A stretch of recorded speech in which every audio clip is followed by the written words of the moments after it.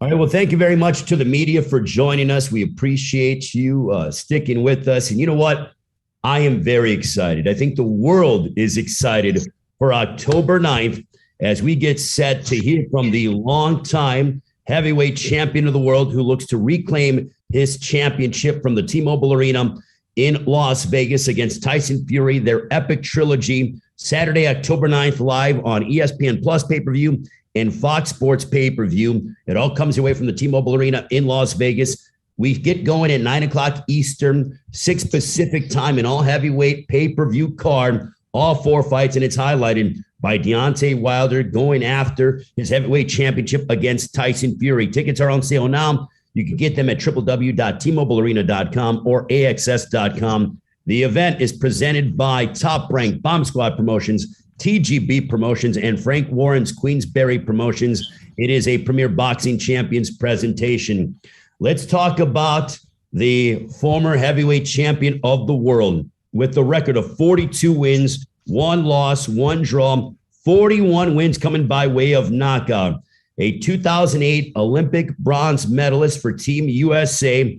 He re-energized the heavyweight division by capturing the title back in January of 2015. He made 10 successful title defenses. His knockout percentage of 93% still stands as the highest of any heavyweight champion, past or present. He's now trained under the guidance of former heavyweight contender Malik Scott. And I'll tell you this, I've known Deontay Wilder for a long time, but this is the most focused, this is the most determined, and this is the most locked in that I've ever seen him over the course of his career. When it comes to Deontay Wilder, the word that comes to mind is electrifying. He is must-see TV every single time. He brings it, and no doubt he has entertained fight fans all over the world for years upon years. And now on October 9th, he's in his quest to regain his heavyweight championship of the world. He's violent and he's focused. Ladies and gentlemen, I present to you the Bronze Bomber from Tuscaloosa, Alabama, Deontay Wilder. Deontay. Yeah, what's going on, baby? You did a great job, man. You're gonna be a ring announcer, man, coming up in there. I need you as my ring announcer. Hey, I can't wait, D. First of all, it's great to talk with you. I love watching the training footage. I know we only get small sample sizes, but how are you feeling? We are weeks away. This is something that you've been waiting for such a long time. Man, I feel amazing. You know, I think that's the key word, and a great word to say is it's just amazing. You know, some people feel good, some people feel great, but I feel amazing. I think just this time that has passed has been great for me. You know, the more time that has passed, you know, the more and more we've been able to work on different little things and perfect it. You know what I mean? You can never be perfect in certain things, but that don't mean you can't train to be perfect for it. And I think what we've been doing is definitely going to benefit me in not only this fight to come, but fights to come, you know, in the future as well. So I thank God for everything that has happened to me and the thing that's going to happen for me. Now, working with Malik Scott, when I look at the training footage and I see it, you have this, there's this love that I see that you are exhibiting in your training. Are you enjoying every single moment of your training and working with Malik? Because you guys seem to be just so in sync with one another. Yeah, man. Well, you know, Malik is a wonderful person, man, a wonderful man. I met him way back years and years ago in the Poconos when we was getting Thomas Adamek ready to defend his title, and it was just we clicked, you know, at first sight. You know, I tell the story about how I not only did I meet him that particular time, but I also met his family, his moms, his sons, and the unique thing about me and Malik, not only do we have a brotherhood, a bond, a love for each other, but a fun fact is that his mother is the same birthday as mine, and my mother lands on the same date as his. So it's pretty cool, man. And just to be out here with Malik, not only just with Malik, but all my brothers. I have every last one of my brothers, you know, in camp with me. All my brothers is a part of my team. And it's just that love, man. I tell people I have so much love around me that the hate is invisible to me. You know, I don't really dwell on it. It's nothing to me. You know, I think they take it more personal than I. You know, it's just one out the other. If someone say something, or if I see something, or most of the time I don't really see nothing. If you live where I live, you will understand the isolation that I have. And like I said, I always talk about the love because it's just it's so real. You know what I mean? And what we have in our team, how passionate we is, and us training, it's just fun, man. They say if you're having fun on your job, then it's not working.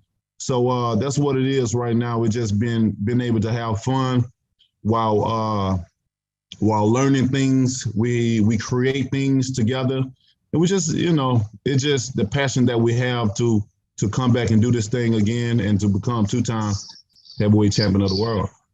Well, Deontay, I know that the media wants to ask you questions. They're joining us from all over the world. So now we're going to turn it over. Andrew Roberts, if you have questions for the Bronze Bomber, Deontay Wilder, make sure to raise your hand. And then when we call upon you, unmute yourself and ask the champ the questions because his time is very valuable. So I'm going to turn it over to Andrew Roberts with questions from the media. Andrew.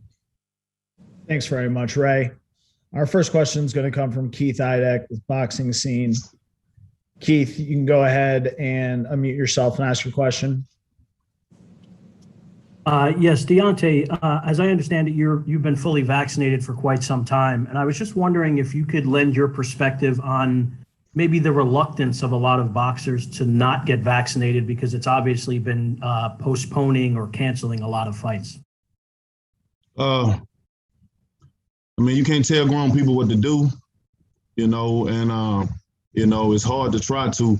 I can only say that, this what's going on in the world and what we're going through with it is something new to us all around the world. And a lot of people are frightened to what they have heard of what's been going on. So, for me, we thought it be a great idea for us my whole team just to get vaccinated, just in case. There's always that just in case factor. As you can see, my fight was already postponed once again due to the claims of this situation.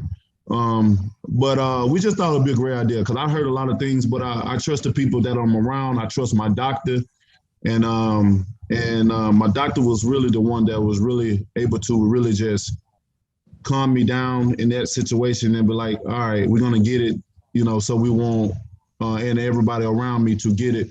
So it won't be no mishaps, no miscommunication or nothing, no excuses about, we caught the COVID or anything like that. So, for me, my advice to all other fighters, if you're comfortable with it, go do it, get it done, And if you're not, then, you take your judgments on that. And Deontay, my other question for you is just, have you decided what, if anything, you're going to wear into the ring going into this fight based on what happened in the before the last fight?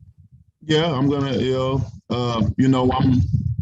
all my fights have, since I became champion, there's nobody come out with a better dress, better uniform than I, and we're gonna continue to continue with that, and we just have to see what I put on. It's gonna be something special. It's gonna be something that I dedicate this, to my people, my tribe, So look forward to seeing it. All right, thanks very much, Keith. Our next question is going to come from Jeremy Harridges with Fansided. Jeremy, you can unmute yourself and ask your question. Hi, Deontay. Observing your last training camp, it appeared that when you weren't training, you were spread pretty thin with media obligations and life in general. Did you feel distracted in the lead up to the second fight? I didn't feel distracted. It was I think the word for it is draining. When you're dealing with media and promoting the fight and different things like that, it's very draining to a fighter. And I didn't realize how draining some of these things would be until I go into my room, and I would feel like, I got the rest of the day to rest and it'll be all right and stuff like that. But as over time, as you continue to do it leading up to the weeks of the fight, I mean, it adds on, and it can be very draining just to please, obligations that you have to for a fight, and at this point in time, we're being smart about everything that we do, even with the media, the things that I promote, the things, people who I talk to, sharing my energy with people, all that has changed. I think I devoted my my time, and everything else above to people, especially being a champion. And a lot of people didn't appreciate it, but they're going to see the big difference now. They're going to appreciate me way more now than more so than ever because of the way I am, the way I'm going to handle them and handle certain situations. The way that you train physically has appeared to change. Has your approach mentally changed as well? So, as far as training, you say? Yeah. Mm-hmm. Oh yeah, most of everything has changed. I'm super focused. I'm more focused now than I've ever been in my entire career. This is another part, a second phase of my career. Like I said, I had fun in my first album coming out, defending the title. For 5 years, 10 title defenses. Like I said, I gave my time to people, and so it was appreciated, but sometimes it wasn't. And at this point in time, man, we're serious about everything. I'm super focused. I'm in a happy place, and I'm glad that I'm here. I'm happy. They say things happen for a reason, and sometimes we don't understand that reason until we get in a situation or a certain place in life. And then we understand. And with me and my team aboard, we all understand everything that has happened. And we're just looking forward to it. We all smile, we all laugh. I always talk about the love that I have in my camp, and it is so real. I love to display it. I love to talk about it because, so many people look for this type of love because there's so many fake people out there that show fake love. And I know one for sure, if I see love, it's between the family that I have within my team and my brotherhood that I have with all my guys, and that means a lot to me. All right. Thank you, Jen. Our next question is going to come from Dan Rayfield, Fight Freaks and Boxing Scene. Dan, you can unmute yourself and please ask your question. Hello, Deontay. Good to talk to you today. I was wondering, I know that you probably were very unhappy when the fight was postponed from July until October, but I'm wondering now that you're in the period of time leading up to the fight that it's happening in October, do you think that the delay was of any benefit to you, not a benefit? Like, how do you view the delay? Would you think it's going to be ultimately good for you? And if so, why? The delay was a blessing for me. The more they delayed it, the more time we had to work on our craft and art. And to go over even more strategically go over the game plan that we're going to have come October the 9th. So, it was a time of frustration because as a fighter, you think, as a fighter, you're ready to go. You're ready to get back out there. And this is the longest I've been out of the ring, especially when I'm anxious to get in the ring. It's just something about boxing that calls you, that ring just calls you there. Even when sometimes you may want to give up. Sometimes you may just want to quit or just say, I don't want to do no more. Just something about boxing, it just draws you back. Look at all the retired guys, they coming back and they just want to be a part of boxing. Boxing allows you to just stay part of it, man. But that time that we had, it have benefited me tremendously. And I'm looking forward to October the 9th. And so when you get in the ring and you fight Fury for the third time, is your motivation or is your most motivation to you, is it to get back the WBC heavyweight title, or is it just to beat this man that sort of seems to be under your skin for the last number of months? I just want to beat his ass, just as simple as that, just beat his ass. All right. Awesome. Thanks, Dan. Our next question is going to come from Donna Corby with the Daily Mirror. You can go ahead and unmute yourself and please ask your question. Hi, Deontay. How's it going? Great. I wanted to ask about the drug testing for this fight. Are you concerned at all about that? And do you know what the plan of action is? I mean, I can't worry about what's going to go on that side. You know, we hired some people to do their job, and we're expecting them to do their job. You know, my job is to get in the ring and put on a great performance and do the things that we have set planned. And that's all I'm focusing on. I'm gonna leave that job to them, and I'm gonna leave my job to myself. Now, after the last fight, you talked about how you felt that there was something going on with Tyson Fury's gloves, and that he had put something that resembled an egg weight into the gloves. At any point, did you consider, like, this would be a grand conspiracy if he did this? At any point did you consider calling the police, making it a criminal matter? Because, I mean, you're talking about somebody trying to really badly hurt you against a contract that you've signed. This would be like a criminal matter if you were to do that. But you know, I didn't go to the measurements of that. You know, like I said, I want it back in blood, so that's up to me. So come October the 9th, I will get my revenge. You heard it. You seen the shirts we had, glass are glass, eye for eye, and that's what I'm looking forward to. All right, thank you, Donna. Our next question is going to come from Cam Buford. Cam, you can unmute yourself and please ask your question. Hey, Deontay. Thanks for taking time to talk to us. I appreciate hearing you speak once again. Malik, during the last press conference, Malik talked about pacing your training camp to have you prepared for that July fight. As we all know, was postponed.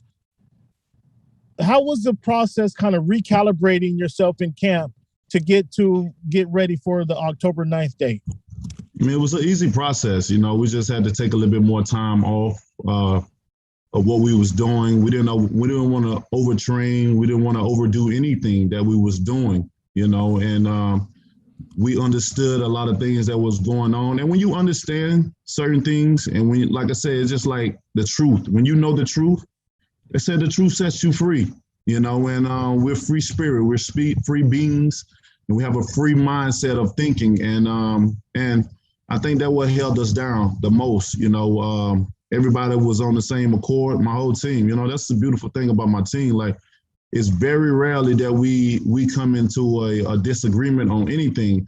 And if we do come into a disagreement, within those 48 hours, it will be resolved. And with that being said, you know, it's just something that we had to do. You know, we understand that the things that we can't control, we don't worry about controlling it. We just let it take its course.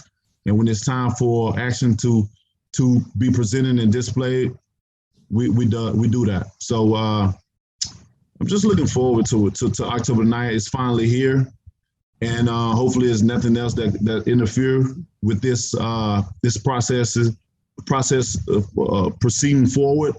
And finally, we can turn the chapter in this book and end it once and for all. And then lastly, for me, do you have a message to your fans, Deontay, kind of about this time off and without hearing you speak for so long? What's your message to your fans up for this upcoming fight? I just want to tell all my fans, my true fans, my day ones, you know, the ones that came on board, you know, now I just want to tell them I appreciate them. I appreciate the love. I appreciate their prayers that they've been sending out to me. I appreciate the messages that they've been delivering to others that know me close to give to me, all walks of life, you know what I mean? And it's been amazing. The journey has been amazing. And here we are. We're back again. It's the redemption, the retaliation, you know, and just looking forward to October 9th. I'm going to need all your guys' love and your support. If you can't be there, you know, tune in to it. Click that button, baby. And here we go. Bomb Squad is back. All right, excellent. Thank you, Cam. Our next question is going to come from Xavier Porter. Xavier, please unmute yourself and you can ask your question. Thanks, Andrew. Peace, champ. How you doing? Glad to see you back in action. Blessings. All right. A couple questions I got to ask you. With regards to this training camp, has this training camp been the best training camp you had as a professional? And if so, what's the second part? The second part is the loss from Tyson Fury. Do you think that bettered your career? Do you think that made you a better fighter? This training camp has been amazing. It definitely has, hands down, been the best training camp I've ever had in my entire career. You know, sometimes you need certain events to happen in life to bring about a change of things, whether that's getting rid of people out of your life, or whether it's taking up the regimens of training inside the camp, or or anything that it feels that need to be a change. And I can say, man, this is the best camp I've had all the way around. And this is the first time where I had all my guys with me, at all times, at a long period of time, and with no distractions, or the outside world or anything, and I'm just in a happy state. I'm in a happy place. My mindset, mentally, physically, emotionally, and spiritually, I'm ultimately happy. And it has been a blessing. And what was the second question? The second question was the loss to Tyson Fury. Do you feel it has made you a better fighter? And if so, what did you take from it? What did you learn so much about yourself from it? I mean, it definitely have made me a better person. Just it's strengthened me in so many areas. I can say so many different things here, but my action is going to speak louder than my words can. Any given day, any given month, week, year. And I'm just ready for October the 9th just to display it and prove to the world that who I am and what I am. And I tell everybody, all my fans, don't blink. All right, excellent. Thanks very much, Xavier. Our last question is going to come from Jim Conlon. Jim, you can unmute yourself and please ask your question. Hi, Deontay. Deontay, this all started with yourself and Tyson Fury back in 2018 in Belfast in Ireland. Did you think maybe 4 years on that the world would be still talking about Deontay Wilder and Tyson Fury? And do you sort of believe that trip to Belfast was probably the best trips you've ever made coming to Ireland? I couldn't imagine that we would still be talking about this, even, from that time, even to now. I couldn't even imagine that the world would be turned upside down with a virus as well, where the whole world has been affected, and we all, have unlearned to relearn in certain things and situations. And that's the beautiful thing about life. So as long as you live it, you understand and you experience certain things. And the only way you become wise if you apply knowledge to life. Because if you don't, you'll be an old fool as well. And what was your second question? Was that the best trip you ever made in terms of your boxing career, coming to Belfast, Ireland to confront Tyson? And do you have no regrets about that? I have no regrets about coming to Ireland. I made I met a lot of great people in Ireland. I could say I met a lot of great people that I actually still talk to this day. So I can say that it was a great experience for me. It was also a great trip for me as well. The people treated me very well, and they clung to me. And overall, yeah, it was a wonderful trip.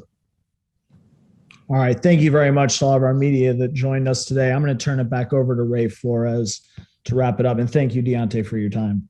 Thanks so much, Andrew. And D, I just want to give you the floor final few moments as you get set to embark on this trilogy fight against you and Tyson Fury. If you don't know, you better order the pay-per-view. This is going to be a historic night in Las Vegas. TMobileArena.com for ticket information, or AXS.com. Deontay, as we're only a few weeks away, what do you want to tell the world? And especially, what do you want to tell Tyson Fury as you get set to collide in the ring with him a third time? Again, to all my fans, I appreciate you so much, for the love and prayers that's been sent out to me. It's going to be an amazing fight. We've been on this journey together, and a lot of people see me, silence, which I'm always silent. The most time anyone ever hears of me is during the time I have fights of boxing. Other than that, I go MIA, and I do that for a reason. I'm not a person that like to be out all the time or like to be in the spotlight. I like to be seen a lot. I love my peace. I love being on my own little island here at home and been around the people that love me the most, you know, and you can be around so many people and you can be around so much fake love. But when you know people that really loves you, those are the people you want to be around. Why wouldn't you not? You know, ain't that right, Shell? So, you know, but with this fight is concerned, you're looking at a rejuvenated Deontay Wilder, reinvented Deontay Wilder. You know, the old Deontay Wilder is no longer there. It's something that I can't explain to you, but only will show you come October the 9th. You know, I know a lot of people have to promote certain things, but I think I've been a straight up guy. I've been a straightforward fighter ever since the start of my career. That's what I use my platform for. You know, there's never been no fakery about me. Sometimes I say things that may, you know, cross people wrong, or people don't understand what I say because they don't understand the man that is saying it. But as the saying is, my favorite saying, what's understood, don't have to be explained. So come October the 19th, baby, I'm looking forward to it. I can't wait. And it's just going to be an amazing fight. You know, nothing I have to say for my opponent, for we all know that silence is golden. I see y'all soon. October the 9th at T-Mobile Arena. If you can't be there, it's going to be on Fox Pay-Per-View, baby. Don't hesitate to click that button. It's going to be every bit of worth your money. And I appreciate you for your hard-earned money. I appreciate it. And I won't let you down, baby. I'll see y'all soon. Until then, Bomb Squad! That's the way to end the press conference. D, we'll see you during fight week. The most electrified man in boxing, Deontay Wilder, joining us. Champ, we'll see you in Las Vegas. Blessings, Ray. Thank you very much to all the media for joining us. We can't wait. We'll see you in Las Vegas, October 9th. Deontay Wilder, Tyson Fury. Don't miss it. Have a great one, everybody.